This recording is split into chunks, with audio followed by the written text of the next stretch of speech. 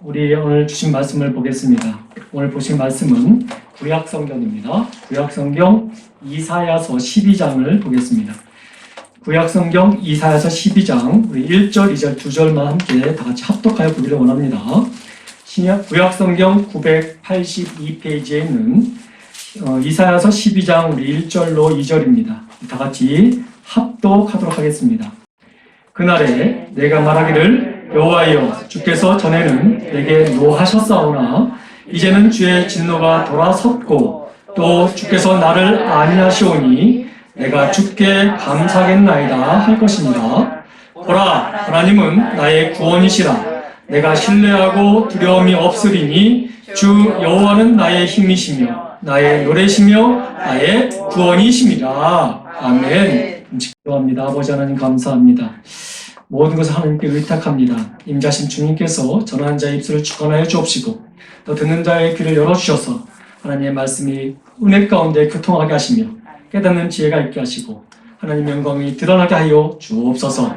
감사합니다. 모든 것이 하나님의 은혜입니다. 우리 주 예수 그리스도 이름으로 간절히 기도드립니다. 아멘. 할렐루야. 한 주간도 평안하셨습니까? 여러분 오늘 제가 말씀을 시작하면서 이렇게 여러분과 함께 시작하길 원합니다. 하나님 감사합니다. 하나님 감사합니다. 여러분들 제가 왜 하나님 감사합니다 시작했는지를 우리 설교를 들어보시면서 깨닫게 되는 그 은혜가 있을 것입니다. 사실 오늘 우리 이 세대를 우리 살펴보면 감사를 잊어버린 세대라고 말씀드릴 수가 있습니다.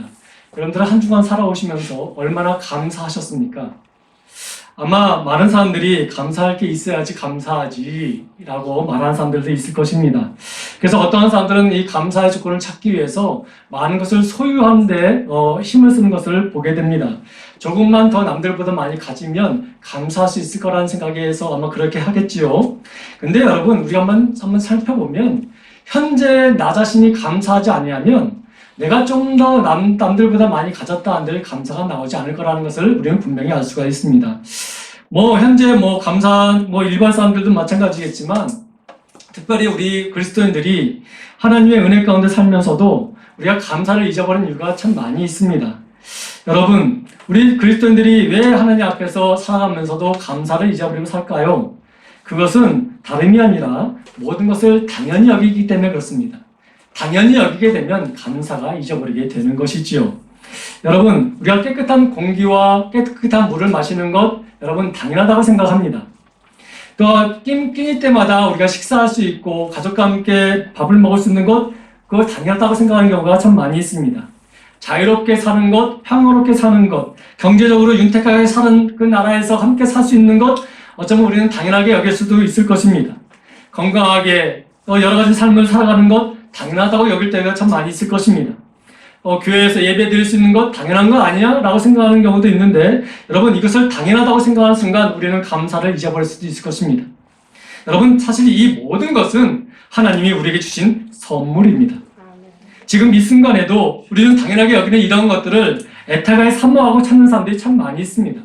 그들에게는 이 우리가 당연하게 여기는 것을 그들에게는 특별한 것이라고 생각하기 때문에 그렇지요. 예를 하나 드리겠습니다. 우리가 이제 직장 생활을 하는 사람들이 참 대부분인데, 여러분 직장에 살다 보면 참 내 마음에 맞지 않는 사람들이 참 많이 있어요. 그래서 어느 순간 욱하는 마음에 그 직장을 때려치고 싶은 마음이 얼마나 많이 있겠습니까? 근데 여러분 한번 생각해 보자고요. 우리가 마음에 안 들어서 그 직장을 때려치고 싶은 그 마음, 그 상황 속에 다른 사람들은 직장을 찾고자 하는 그 애달픈 사람들은 우리가 지금 말하고 있는 이 불평이 얼마나 축복인지를 말할 때가 참 많이 있습니다. 사랑하는 성도 여러분, 자녀들이 속을 속이면 우리 부모님들은 이런 마음이 없는 이런 말을 하지요. 자식이 아니라 왼수라고. 근데 여러분 우리 한번 살펴보겠습니다. 결혼을 해가지고 자식을 갖고자 하는 소망을 갖고 있는 사람들이 그렇게 노력을 했음에도 불구하고 자식을 갖지 못하는 안타까운 가정을 보게 되면 속썩이는 자녀 한 사람이라도 있으면 얼마나 좋을까라는 그런 소원을 평생 품고 살아가는 가정들, 부부들이 있음을 보게 되지요. 여러분 우리가 누리는 것 당연한 것 같이 보이지만 결코 우리가 당연하다고 여길 수 없는 것은 여러분 이것은 하나님의 특별한 선물이기 때문에 그렇습니다. 우리는 건강한 몸으로 하루하루를 이렇게 살아가는 것은 어쩌면 당연하다고 여길 수도 있을 것입니다. 근데 여러분 환자들이 있는 병원에 한번 가보시게 되면 그들은 이 건강하게 하루하루를 살아가는 것이 얼마나 큰 축복인지를 그들은 뼈저리게 알게 되는 것을 보게 되지요. 그래서 여러분, 우리 간병인 중에 한 분이 우리 암 환자들을 돌보면서 그 귀한 명언을 가지고 에세이 집의 제목을 만든 분이 계십니다. 그 제목은 이렇습니다. 당신이 아무렇지도 않게 낭비해버린 오늘은 어제 죽어간 그 누군가가 그토록 살고 싶어 했던 내일이다 라는 제목으로 에세이를 쓴 것을 보게 됩니다. 사랑하는 성도 여러분, 치열하게 병과 싸우다가 죽어가는 환우들에게는 건강하게 오늘을 살 수 있는 것이 얼마나 꿈같은 축복인지 그들은 알 수 있을 것입니다. 사랑하는 성도 여러분, 우리가 지금 이렇게 예배 드릴 수 있는 것도 여러분 당연하다고 생각할 수 있겠지만 그것도 하나님이 주신 은혜입니다. 그래서 여러분, 우리가 이렇게 말씀을 서로 나누는 것도 어쩌면 당연하다고 생각할 수 있을지 모르겠지만, 그래서 제가 설교를 시작하면서 감사합니다라고 시작했던 이유가 무엇이냐면 이것 또한 하나님의 은혜였다라는 것이지요. 그래서 여러분, 우리가 감사를 배울 수 있는 어떤 그 길은 우리가 없는 것을 채우는 것으로 인해서 감사를 배울 수 있는 것이 아니라 있었던 것을 누리지 못한 채 다시 그것을 찾고 회복되어질 때 감사가 이것이 얼마나 중요한 감사였는지를 깨닫게 되게 되지요. 그래서 여러분, 이것들을 경험하게 되면 우리 나의 삶이 모든 것이 하나님의 은혜였구나, 감사였구나라는 것을 고백하게 됩니다. 여러분들, 우리가 가졌던 것, 당연하게 어떤 것을 잊어버렸을 때 내가 지난달 이렇게 누렸던 것이 얼마나 감사한지를 깨닫게 되는 순간 이제는 그들의 말과 행동과 삶이 완전히 바뀌어지는 것을 보게 되지 않습니까? 제가 2년 전에 여러분들도 아시겠지만 교회 일을 보고 다시 돌아오다가 안타까운 사고를 제가 당해서 한 달간 제가 병원에 입원해서 치료받은 적이 있지 않았습니까? 그때 제가 여러분 그 병원에서 입원하면서 평소에는 나는 건강하니까 이렇게 하는 것이 당연하지 뭐 이렇게 생각했었는데 병원에 한 달간 누워보니까 건강하게 목회 사역을 하는 것이 얼마나 하나님의 은혜였는지 깨닫게 되었습니다. 그때 여러분, 저의 삶과 저의 목회의 방향이 달라지게 되었지요. 그때 여러분, 회복의 경험을 통해서 감사가 회복되어지고 또 눈물이 회복되어지고 또 찬양이 회복되어진 것을 저는 경험하게 되었습니다. 여러분, 기도가 달라졌습니다. 예배도 달라졌습니다. 사람을 대하고 인생을 대하는 태도가 달라지게 되었습니다.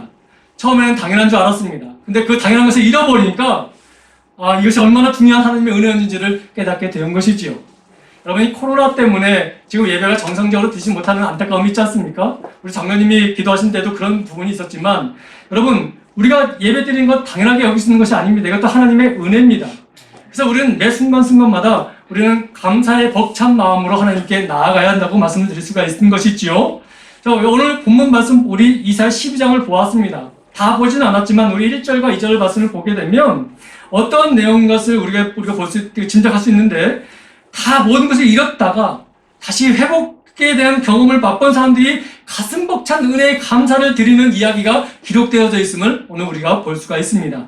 우리 1절 말씀을 다시 한번 읽어볼까요? 한번 읽겠습니다. 그날에 내가 말하기를 여호와여, 주께서 전에는 내게 노하셨사오나 이제는 주의 진노가 들어섰고 또 주께서 나를 아니하시오니 내가 주께 감사하겠나이다 할 것입니다. 아멘. 여러분, 이 상황은 조금 다르지만 지금 이스라엘 백성들은 하나님께 범죄를 하게 되었습니다. 그 범죄함으로 말미암아 하나님께서 그 외세 침략이라는 도구를 사용하셔서 그들에게 고통을 주고 계셨습니다. 근데 오늘 본문 말씀을 보니까 그날에 뭐라고 말합니까? 아직 이루어지지 않았지만 이제 일어날 것인데 그때 너희들은 압제의 속에서 벗어날 것이다. 그러면 너희들은 그때서야 하나님과 함께하는 것이 얼마나 은혜한지를 깨닫게 될 것이고 그 깨달음으로 통해서 너희가 이제 자발적으로 하나님께 찬양을 드릴 것이다 라는 내용의 말씀이 바로 오늘 본문 말씀이에요. 근데 그 이유가 무엇입니까? 너희가 자발적으로 찬양할 수 있는 그 이유가 무엇이라고 말합니까? 첫 번째로는 하나님의 진노가 너희에게서 돌아섰다라고 말하고 있는 것이에요. 여러분, 제가 조금 전에도 말씀드렸지만 이스라엘 백성들이 가만히 하나님을 잘 섬기다가 진노받아서 이렇게 고통받은 것이 아니었어요. 그들은 하나님께 심판을 받고 있었던 것입니다. 근데 여러분, 그들의 죄악의 진노를 다 하나님께서는 퍼붓지 아니하시고 멈추셨다라는 거예요. 그들을 때리셨지만 그들이 완전히 멸망할 때까지 때리신 것이 아니라고 말씀하십니다. 사실 여러분, 하나님이 사랑의 하나님이신데 왜 이스라엘 백성, 하나님 택한 백성들을 이렇게 때리셨을까? 왜 징계하셨을까? 우리가 생각할 수도 있지요. 근데 우리가 이 사실을 자세히 우리가 한번 살펴보면 하나님이 이것을 멈추신 것이 은혜였구나라는 것을 깨닫게 됩니다. 사실 여러분, 이스라엘 백성들이 저지른 죄를 우리가 자세히 살펴보고 만약에 내가 하나님의 자리에 있었다면 과연 우리가 중간에 이 진노를 끊을 수 있었을까? 할 정도로 우리가 한번 안았을지 않았을까라는 생각이 들 때가 많이 있습니다. 이스라엘 백성들은 겉으로 하나님을 섬긴다고 예배한다고 했습니다. 그런데 그 예배가 끝나는 순간 뒤로는 온갖 음란과 거짓과 폭력과 사기와 살인들을 저지르면서 하나님의 이름을 망령되이 일컬었습니다. 뿐만 아니라 이 이스라엘 백성들은 하나님이 가장 싫어하는 우상을 섬기면서도 우리는 하나님을 버리지 않았다라고 말하면서 하나님의 영광을 가리우는 그런 일들을 범하게 되었습니다. 그것이 한두 번이 아니라 수백 년에 걸쳐서 이런 짓들을 하고 있었지요. 그런데도 하나님은 참으시고 사랑으로 베푸시며 하나님의 종들과 하나님의 그 귀한 일꾼들을 보내셔서 뭐라고 하십니까? 돌아오라고. 내가 너를 품을 것이다 하고 내가 너희를 붙잡을 거라고 계속해서 우리를 권면했음에도 불구하고 이스라엘 백성들은 도가 지나치도록 더더욱 하나님의 말씀을 어기면서 살았습니다. 그래서 하나님께서는 그들을 깨닫게 하시기 위해서 외세의 침략을 하는 회초리를 들고 그들을 치신 것이에요. 그들을 미워서 치신 것이 아니라 그들을 멸하려고 치신 것이 아니라 그들이 돌아오도록 하시기 위해서 하나님께서 마음은 아프시지만 그 사랑의 매를 드셨습니다. 근데 여러분, 이 매맞은 이 이스라엘 백성들이 하나님의 그 사랑의 그 매의 그런 생각을 하지 아니하고 자신들이 맞은 그 아픔만 생각하면서 원망과 불평을 계속하고 있는 거예요. 근데 그때 이사야 선지자는 이렇게 말합니다. 너희가 이때에 하나님이 너희를 사랑하는 것을 다시 한번 깨닫는다면 너희는 그분을 원망하는 것이 아니라 너희는 찬양해야 될 것이다 라고 말씀하고 있는 것이지요. 그것을 우리에게 말씀하고 있습니다. 하나님은 너희를 멸하실 수 있는 분이시지만 너희를 사랑하사 그 진노를 돌이키셨다라고 말하고 있는 거예요. 그것이 찬양의 이유라고 말하고 있는 것입니다. 또 두 번째 이유는 무엇이냐면 그 하나님이 때리시고 마신 것이 아니라 돌이켜서 끝난 것이 아니라 오히려 너희를 다시 고치시고 회복시키시고 다시 일어날 수 있도록 안위하시기까지 하신다라고 말씀하시기에 너희는 찬양할 수 있다라고 말하고 있는 거죠. 우리 하나님은요, 때리고 끝나신 분이 아니라 때리셨지만 그 사랑을 영원히 계속해서 우리에게 흘리게 하신 분을 말미암아 그들을 다시 일으켜 세우시는 하나님이심을 우리에게 지금 보여주고 있습니다. 여러분, 여기서 본문 말씀 우리 1절 말씀에 보면 아니한다라는 말이 나옵니다. 이 아니한다라는 말의 뜻이 뭐냐면 상처를 치유함과 동시에 그가 일으켜 세움받아서 새 힘으로 나아갈 수 있게 하는 것까지 포함된 것이 아니한다는 뜻이에요. 하나님은 여러분, 우리를 때로는 우리 하나님을 다시 바라볼 수 있도록 때로는 징계의 회초리를 들 수도 있지만 그것은 우리를 미워서 하신 것이 아니라 우리가 다시 하나님의 은혜 가운데 안위함받고 함께 살아갈 수 있도록 강건하게 살아갈 수 있도록 허락하시기 위해서 우리에게 그런 일을 하신다는 것입니다. 근데 우리는 맞은 것만 우리 죄에 대한 부분을 생각하지 아니하고 맞은 부분만 생각하면서 하나님을 원망할 때가 있지 않습니까? 근데 여러분, 그럼에도 불구하고 하나님은 우리를 다시 징계하시는 것이 아니라 우리를 싸매시고 우리를 고치셔서 우리를 회복시켜 주시는 하나님이시라는 것을 우리가 지금 보여주고 있다는 것이죠. 단적인 예를 성경에서 한번 찾아볼까요? 여러분, 로뎀나무 아래에 있는 엘리야를 여러분 기억하십니까? 열왕기상 19장에 나오면 엘리야가 여러 큰 하나님의 일을 행하다가 또 여러분 여러 상황 속에 이세벨과 아합 그런 사람들을 통해서 또 마음이 심장이 낙심하게 될 때 이제 나밖에 안 남았다라는 좌절감에 빠지면서 로뎀나무 아래까지 도망가서 거기서 숨어있지 않습니까? 완전히 낙담해 있는 부분을 우리가 볼 수 있습니다. 그때 하나님께서 엘리야를 통해서 너 이제 됐어 라고 이제 딱 끊으신 것이 아니라 그를 위로하시기 위해서 천사를 보내서 먹이시고 만지시고 어루만지시는 것을 여러분 보시지 않습니까? 이것이 안위하신다는 뜻이에요. 우리가 인생 가운데 하나님을 믿는다 하면서도 때로는 여러 가지 일로 인해 낙심하게 되고 우리의 제약으로 여러 가지 때로는 혼란에 빠질 수도 있을 때가 있습니다. 아니면 나는 상관이 없었는데 어떤 다른 형편으로 인해서 내가 그렇게 주저앉을 때가 참 있음을 많이 보게 됩니다. 그때 우리는 원망하게 되지요. 그러나 하나님은 그런 원망을 들으시고 기억하신 것이 아니라 우리가 원망이 찬양으로 바꿀 수 있도록 우리를 다시 회복시키시고 그 모든 회초리를 다시 한번 거두시면서 우리를 격려하시고 우리를 안위해 주신다는 것을 오늘 우리 본문을 통해서 우리에게 보여주고 있습니다. 사실 여러분, 우리가 지난 날을 살펴보게 되면 우리가 하나님께 제약을 범함으로 말미암아 해초리 발 때가 참 많이 있었다는 것을 우리가 부인할 수 없습니다. 근데 여러분, 잠잠히 우리가 기도하면서 말씀의 눈으로 우리 삶을 다시 한번 돌아보게 되면 그럼에도 불구하고 진노보다는 하나님의 국률하심이 나의 삶에 넘쳤던 것을 우리는 기억할 수 있을 것입니다. 진노보다는 위로의 하나님을 우리는 만날 때가 참 많았을 것이고 또 우리가 아픔보다는 징계라는 불평보다는 하나님의 사랑으로 우리가 회복된 것을 많이 깨달을 수가 있을 것입니다. 사실 여러분, 이런 깨달음이 있게 될 때에 이때 우리가 뭘 할 수 있냐면 그때 우리가 잊었던 감사를 할 수 있게 되는 거예요. 그래서 이사야 선지자가 이스라엘 백성들에게 너희가 그것을 깨닫게 되면 1절에 뭐라고 말합니까? 내가 주께 감사하겠나이다 라는 것을 회복되는 것을 우리에게 고백하고 있습니다. 그래서 이사야 선지자도 이것을 깨닫는 순간 내가 주께 감사하겠다고 우리 지금 고백하고 있는 것이죠. 뿐만 아니라 이 감사가 회복되어지니까 무엇이 또 동일하게 같이 회복되냐면 찬양이 회복되어 있다는 것을 보게 됩니다. 여러분, 우리가 세상적인 유행가는 여러분 슬플 때도 노래가 나오죠. 근데 여러분, 이 찬양은 감사가 회복되어지만 나올 수 있는 거예요. 그래서 여러분, 이 이사야 선지자는 이 감사가 회복되어지니까 뭐라고 찬양하냐면 이렇게 선포합니다. 그것이 바로 2절 말씀이에요. 2절 말씀의 찬양을 한번 우리 함께 같이 한번 보겠습니다. 보라, 하나님은 나의 구원이시라. 내가 신뢰하고 두려움이 없으리니 주 여호와는 나의 힘이시며 나의 노래시며 나의 구원이십니다 라고 고백하고 있습니다. 여러분, 여기서 보면 보라라고 말을 시작하고 있지 않습니까? 이 보라라는 말에는 어떤 뜻을 담고 있냐면 우리가 경험해보지 못했느냐라는 거예요. 하나님은 우리의 구원이셨던 것을 여러분 기억하지 못합니까? 경험해보지 못했습니까? 하나님은 우리의 구원이십니다 라고 찬양하고 있는 거예요. 늘 삶을 통해서 환경을 통해서 원망하고 불평할 수밖에 없었습니다. 근데 돌이켜보니까 모든 것이 하나님의 은혜였음을 깨달으니까 감사가 회복되니까 찬양이 회복되는데 그 찬양이 회복되는 날에 어떤 고백이 나옵니까? 하나님이 나의 구원자이셨음을 깨닫게 되는 거예요. 그러니까 그 감사가 더해질 수밖에 없는 것이죠. 그건 여러분, 감사한 자가 찬양할 수 있는 거예요. 우리의 입술에 혹시 여러분들 삶 가운데 감사가 잊었다면 여러분, 그 감사가 회복될 수 있도록 하나님께 구하는 은혜가 있기를 소망합니다. 그리고 역시 여러분들 입술에 유행과 가사는 많이 불려지는데 찬송은 나오지 않고 있다면 내 안에 지금 감사가 사라져 있구나라는 것을 깨달을 수 있는 하나의 그런 기폭자 될 수 있지 않겠습니까? 여러분, 여러분 입술에 찬양이 끊어지지 않도록 감사하는 삶을 살아가는 저런 복된 인생들이 되기를 소망합니다. 여러분, 회복을 경험해 보니까 하나님이 나를 인도하신다는 것을 경험해 보니까 모든 것이 하나님의 은혜였고 하나님의 감사였던 것을 깨닫게 되는 그 은혜 가운데 내가 주체하지 못할 정도의 감사가 터져 나오니까 찬양이 고백되어진 것을 우리가 보게 되는 것이지요. 너희가 앞으로 그렇게 될 거라는 것을 말하고 있는 거예요. 여러분, 감사가 회복되어지면 찬양이 회복되어지고 찬양이 회복되어지면 어떤 일이 벌어진 줄 아십니까? 하늘문이 열리는 놀라운 역사를 경험하게 된다는 것입니다. 여러분, 그 말씀이 어디에 우리가 살펴볼 수 있냐면 시편 100편 4절 말씀에 보면 그의 말씀이 우리에게 기록되어져 있습니다.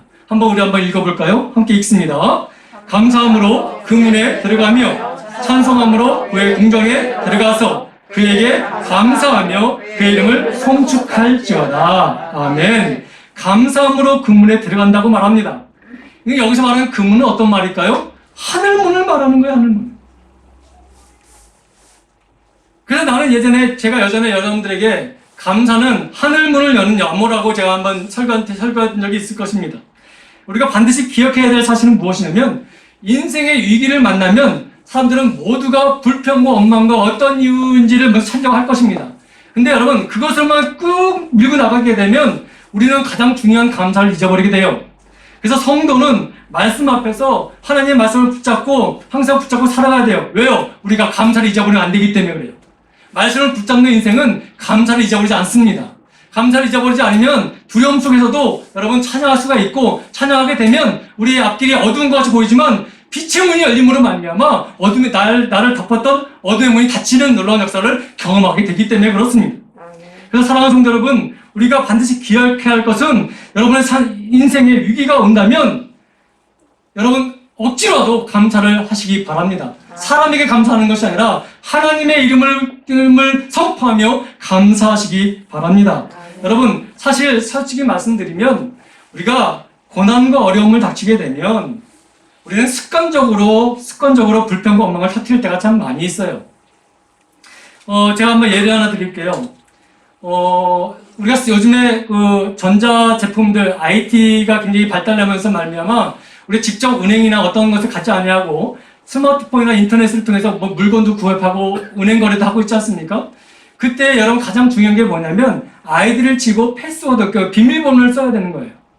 근데 이 비밀번호를 쓸 때 우리가 그 자주 쓰게 되면 이게 잊어버리지 않고 잘 그 부드럽게 쓸 수 있는데 한동안 안 쓰게 되면 가물가물해가지고 내가 잘 쳤는지 막 헷갈릴 때가 많이 있어요. 저도 그래요. 그래서 한번 치게 되면 잘못 쳤다라고 입력이 이렇게 뜰 때가 있습니다. 그러면 머리를 극적극적하면서 이렇게 생각하죠. 이 패스워드가 뭐였지? 우리가 여러분 이 감사가 패스워드인데 우리가 여러분 이 감사를 자꾸 하지 않고 잊어버리게 되면 다른 것을 칠 때가 많이 있다라는 거예요. 여러분 우리가 힘들수록 하나님 앞에 나아가서 감사라는 단어를 치게 되면 하늘문이 열리는데 우리는 이렇게 패스워드를 칠 때가 있어요. 하나님 어쩌면 이럴 수 있습니까? 라는 패스워드를 칠 때가 있어요. 하나님 어떻게 저를 이렇게 안 도와주십니까? 라는 비밀번호를 칠 때가 있다라는 거예요. 그러면 여러분 비밀번호를 잘못 치게 되면 어떤 문구가 뜹니까? 암호가 잘 틀렸습니다. 다시 입력하십시오라는 단어가 나옵니다. 여러분 그래서 여러분 어떤 분들은 암호가 틀렸다는 소식을 듣는 순간 뭐 금요초라도 하고 금식도 하면서 난리를 치지요. 그럼에도 불구하고 암호가 틀렸습니다. 다시 입력하라는 뜻을 뜨는 그런 문구를 볼 수가 있습니다. 그렇다면 여러분 하늘문이 열리는 어떤 암호를 우리에게 요구하고 있을까요? 그것은 바로 너희가 힘들거나 어떤 상황이 처하든지 간에 감사라는 단어를 치게 되면 하늘문이 열린다는 것을 우리에게 보여주고 있습니다. 그래서 여러분 감사하면 하늘문을 여는 은혜가 우리에게 펼쳐지게 되는 것입니다. 여러분 우리가 지난주에 시편 5편을 살펴보면서 다윗의 상황을 우리가 살펴보지 않았습니까? 다윗이 얼마나 어려움 속에 있었습니까? 왕의 자리에서 배신을 당해서 아들한테 또 우리 믿었던 우리 동역자들한테 배신을 당해서 그 도망치는 신세에 있었던 다윗의 모습을 우리가 살펴보지 않았습니까? 그때 여러분 다윗은 원망하고 불평하지 않았습니다.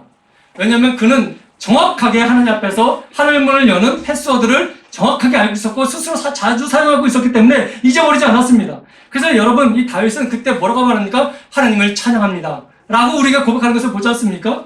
여러분 그렇기 때문에 여러분 우리가 하나님을 바라보고 믿음으로 살아가고 하나님을 의지하고 전적으로 나아간다면 감사로 나아간다면 여러분 우리 삶 가운데 어떤 환경이 펼쳐진다 할지라도 우리는 능히 그것을 이길 수 있는 은혜가 우리에게 있게 된다는 것을 말씀을 드립니다.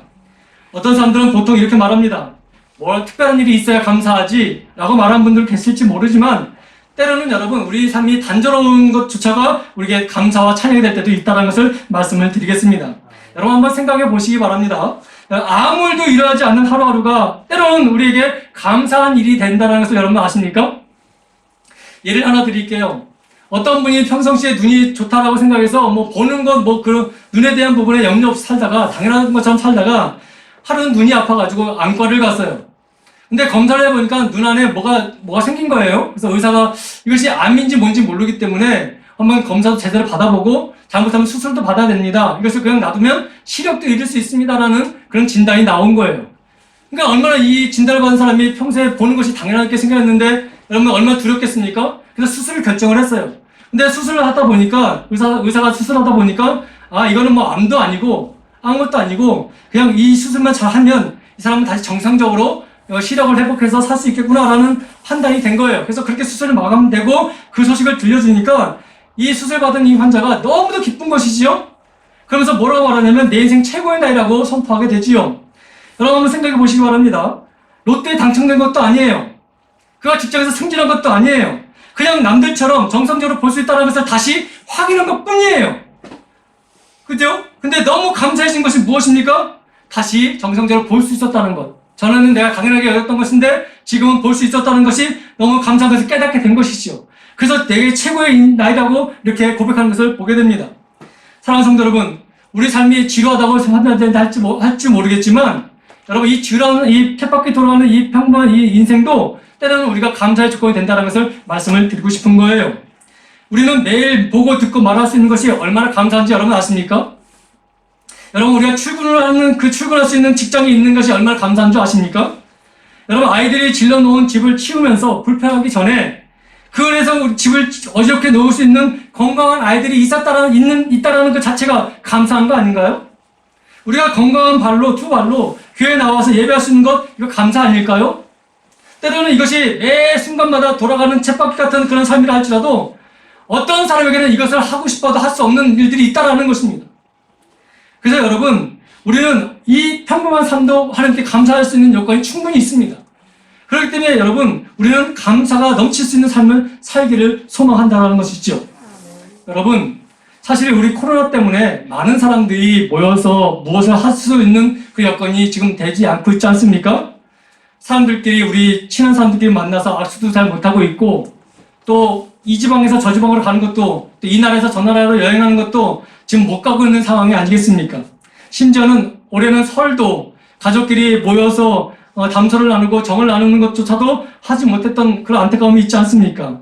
평소에 우리가 가족과 이런 모임을 가지고 같이 밥을 먹고 같이 여행을 가고 같이 좋은 시간을 나누는 것, 여러분 당연하게 생각했던 거예요. 근데 여러분, 어느 순간 이것이 안 됐다는 것을 생각할 순간, 아, 지금까지 우리가 누려왔던 것, 당연하게 여겼던 것들이 얼마나 감사한지를 깨닫게 되는 것이지요. 여러분, 우리가 당연하게 여기는 것, 그리고 평상시도 아무 문제 없이 지냈던 것, 여러분, 우리가 뭐 이것은 무슨 감사의 조건이겠어? 라고 생각할 때가 참 많이 있었지만, 돌이켜보면 이것도 감사의 조건이 되었다는 것을 우리에게 말씀하고 있는 것이지요. 여러분, 남들보다 많은 것을 가지지 못했다고 불행한 것이 아니라, 남들과 같이 지내면서도 그것이 하나님이 주신 은혜라는 것을 생각한다면 우리는 감사할 조건이 참 많이 있다라고 말씀드릴 수가 있습니다. 여러분, 우리가 코로나가 발생하면서 우리 교회도 사회적 방역에 동참하면서 온라인 예배를 시작하기 했었죠. 그때 사실 우리 성도들이 아무도 안 계신 가운데 교역자들과 제가 이 카메라 한 대만 딱 세워놓고 아무도 없는 곳에서 말씀을 전하고 예배하는 것을 카메라로 촬영하고 그것을 우리 교역자들이 편집하고 한 것을 볼 때 제 마음 굉장히 아팠고 답답했었습니다. 아, 이런 날도 오네. 이런 날도 오네. 늘 주일이 되고 새벽이 되고 수요일이 되고 금요일이 되면 하나님께 예배 드리는 것이 당연한 줄 알았는데 이런 날이 온다더니 하면서 참 마음이 많이 아팠습니다. 그러면서 제 마음속에 빨리 이것이 종식돼서 우리 성도들이 지금 1부, 2부 나눠서 지금 못 보신 분들도 아직 계속 많이 있을 거예요. 한 자리에 다 모여서 함께 다시 예배날에 속히 오기를 간절히 바라는 마음이 정말 가슴에 너무 많이 있습니다. 늘 평범하게 생각했던 것, 늘 당연하게 생각했던 것, 늘 일상적으로 이루어졌다는 것으로 생각했던 것들이 이제는 당연한 것이 아니었던 것을 깨닫게 되는 것이죠. 사랑하는 성도 여러분, 여러분 삶이 쳇바퀴처럼 돌아가는 평범한 인생이라 할지라도 거기는 하나님의 은혜가 있습니다. 그러니까 여러분, 우리는 그래서 감사할 수 있는 것이죠. 감사하면 찬양이 우리 안에 입에서 터져나오게 되고 하늘문이 열림으로 우리 영혼이 열리게 되므로 우리 인생은 새롭게 되는 놀라운 경험을 하게 될 것입니다. 사랑하는 성도 여러분, 지금껏 우리가 당연히 여기고 있었던 것 결코 당연한 것이 아니었음을 저희는 지금 이 세대를 살면서 우리는 뼈저리게 지금 느끼고 있지 않습니까? 하나하나가 다 감사한 거예요. 제가 이 주일날 우리 장로님을 만나는 것도 감사한 것이고 우리 권사님을 만나는 것도 감사한 것이고 우리 사랑하는 교육자들과 청년들과 우리 학생들과 우리 어린 생명들을 만나는 것도 감사하는 거예요. 전에는 뭐 또 보겠지 하면서 별 생각 없었는데 한 사람 한 사람들이 너무 더 만나는 것이 감사하게 되었다는 것을 깨닫게 되었습니다. 사랑하는 성도 여러분, 그래서 여러분, 성도는 이 감사를 잊어버리면 그 마음에 그 감사가 있던 자리에 무엇이 심어지게 되면 불평이 심어지게 되는 거예요. 그래서 여러분, 우리가 감사는 어떻게 보면 어떤 의미에서는 영적 전쟁의 일부분이라고 우리가 볼 수가 있는 것이죠. 성도가 감사를 잊어버리는 순간부터 영적 전쟁에 우리는 지치고 밀리는 상황이라고 말씀드릴 수가 있는 거예요. 어떤 상황에서든지 감사를 잊어버리면, 감사하지 않으면 우리 마음에 그 감사의 자리에 뭐가 쌓이게 되면 불평과 원망과 걱정과 두려움이 쌓여지기 시작되는 것이죠. 영혼의 공백을 여러분, 그렇기 때문에 빨리 감사로 계속해서 채워하지 아니하면 마귀는 그 자리를 자꾸 원망과 불평과 걱정과 두려움으로 우리를 자꾸 우리 안에 세우기 때문에 우리는 점점 메마르게 되는 것이죠. 그렇기 때문에 마귀가 움직이기 전에 우리 영혼에, 우리 생각에, 우리 삶에 감사를 억지로라도 채워 넣어야 되는 거예요. 하나님을 바라보면서 말씀을 의지하면서. 그래서 여러분, 감사는 타이밍이에요. 타이밍. 어떤 환경상의 상황 속에서도 빠르게 우리가 해야 될 것은 감사예요. 내 시선에, 내 생각에 어떤 불안한 것이 보인다. 그러면 그것에 원망과 불평할 것이 아니라 먼저 하나님 감사합니다. 이길 수 있게 해달라고 하나님께 구하신다면 어떤 일이 벌어진다고요? 어둠의 문이 닫히고 하늘 문이 열리는 놀라운 역사가 이루어진다는 것을 말씀을 드리는 거예요. 그래서 여러분 삶에 낙심될 부분이 있다 한다면 여러분, 이때 감사할 타임이구나 생각하시고 감사하는 은혜가 있기를 소망합니다. 감사가 시작되어지면 하늘문이 열리는 놀라운 역사가 있게 됩니다. 그래서 오늘 본문 제목이 뭐예요? 감사, 하늘문을 여는 암호라고 말씀을 드리는 거예요. 하늘문이 열리면 지옥문은 닫혀지게 되어져 있습니다. 빛의 문이 열리게 되면 어둠의 문은 닫히는 것이 진리인 것처럼 여러분 우리가 감사하기 시작하면 우리 마음의 두려움과 불평과 원망은 사라지게 될 것입니다. 여러분 의미 있는 말씀이 하나 있어요. 마태복음에 보면 16장 18절 말씀 한번 볼까요? 여기에 우리가 살펴볼 수 있는 의미 있는 말씀이 있습니다. 한번 보겠습니다. 또 내가 너에게 이르노니 너는 베드로라. 내가 이 반석 위에 내 교회를 세우리니 뭐가 이기지 못한다고요? 음부의 권세가 이기지 못하리라. 음부의 권세가 이기지 못하리라. 근데 여러분 교회가 세워지기 전에는 뭐가 이기고 있었다는 거예요? 그러면 음부의 권세가 이기고 있었다는 거예요. 근데 뭐가 세워지니까 반석에 뭐가 세워지니까 교회가 세워지니까 하나님을 찬양하는 성도가 세워지고 하나님을 찬양하는 섬기는 그 가정이 세워지니까 뭐가 이기지 못한대요? 늘 이긴 것처럼 보였던 음부의 권세가 이기지 못하는 그런 일들이 벌어지고 있다라고 말하고 있습니다. 그래서 여러분 이 음부의 권세가 이기지 못한다는 이 말을 영어 성경에 있는 그 원문을 가지고 해석해보면 이것입니다. 이 반석 위에 내가 교회를 세우리니 지옥의 문이 패할 것이다 라고 말씀하고 있는 거예요.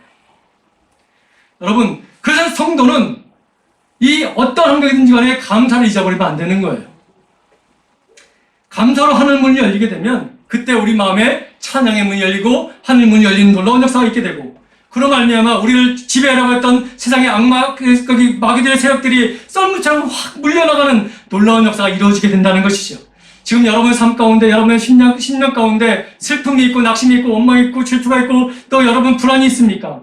감사가 회복될 수 있도록 하나님의 이름을 부르시기 바랍니다. 그리고 그분의 이름을 부르면서 하나님 내게 감사할 수 있는 은혜를 달라고 기도하시기 바랍니다.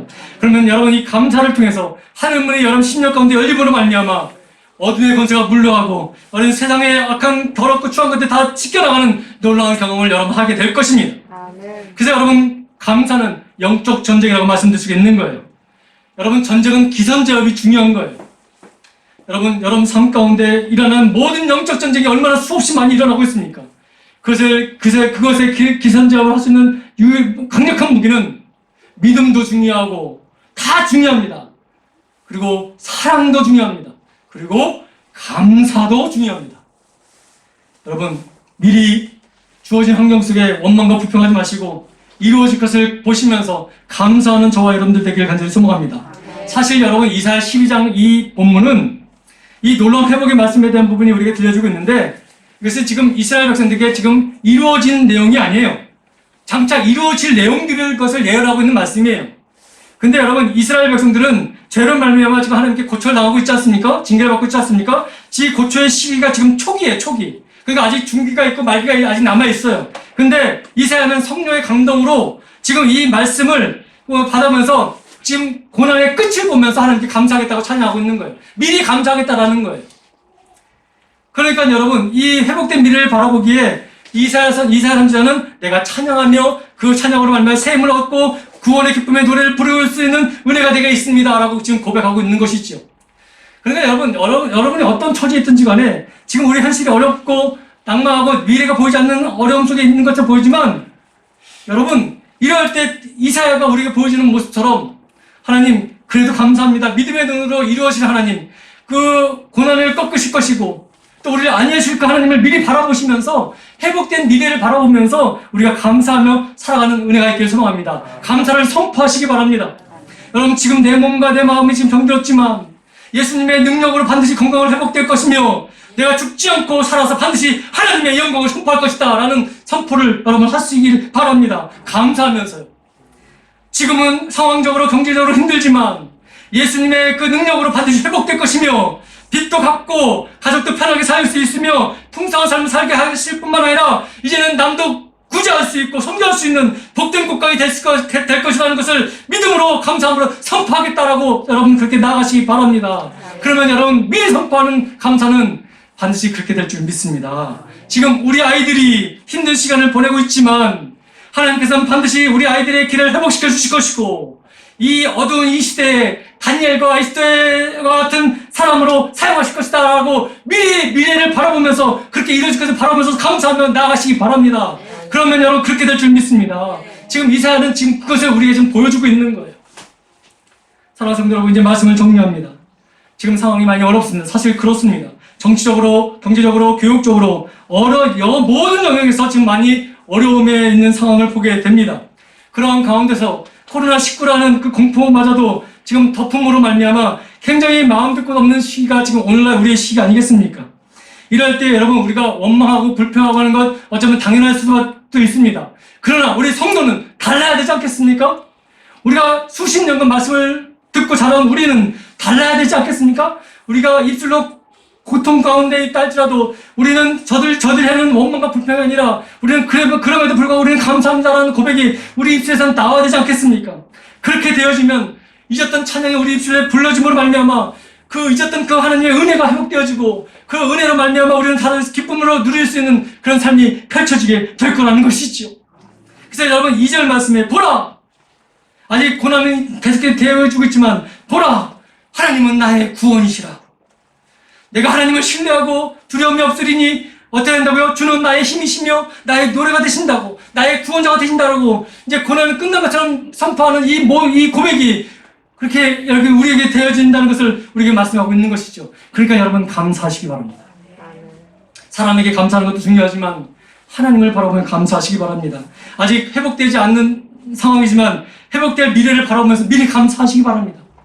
그러면 여러분 하나님의 은혜가 우리 삶 가운데 넘치도록 충만하게 될 줄 믿습니다. 따라하십시다. 오직 하나님만이 나의 구원이시요 나의 방패시며 나의 힘이시며 나의 노래이십니다.